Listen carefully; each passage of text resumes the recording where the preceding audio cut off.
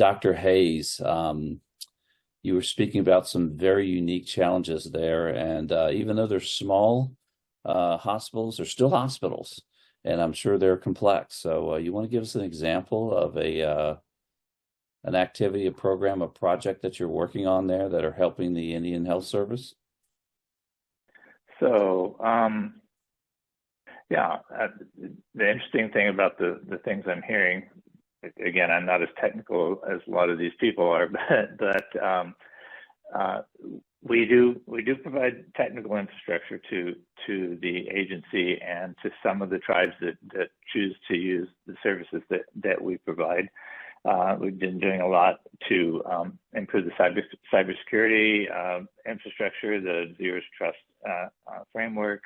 Have been upgrading to Microsoft 365, cloud services, that sort of thing. The interesting situation that we are in, of course, is that we are very rural, and we have Right. areas of the country that have, there's some places that are still on a couple of T1 lines as opposed to having the kind of connectivity that is being described on this call. So when we are trying to centralize and standardize a lot of the work that we're doing, one of those dependencies is connectivity because, for example, our electronic medical record system, which is currently deployed at each individual facility on a local access network, they certainly do have connectivity for health information exchange and that sort of thing, but it's not that they're able to function through a LAN for the most part. As we move to a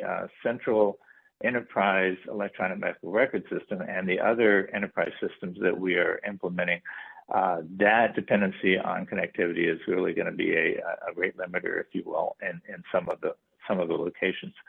But the common theme that you'll hear at Indian Health Service is that standardization and bringing that management of these systems together. So we have initiatives to centralize our HR system to so that everybody's not doing things their own way in the field. And again,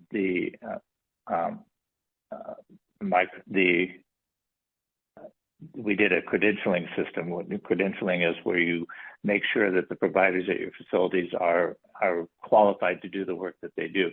And that was done locally in the past. And a few years ago, we centralized that so that we have a common view of our clinical providers and their backgrounds and their qualifications and that sort of thing. So if they move to another facility, it's a lot easier to get them privileged to do that work at that facility. But the big thing that we're doing right now is the enterprise EHR, and that is transformational. But we can probably talk more about that. Sure.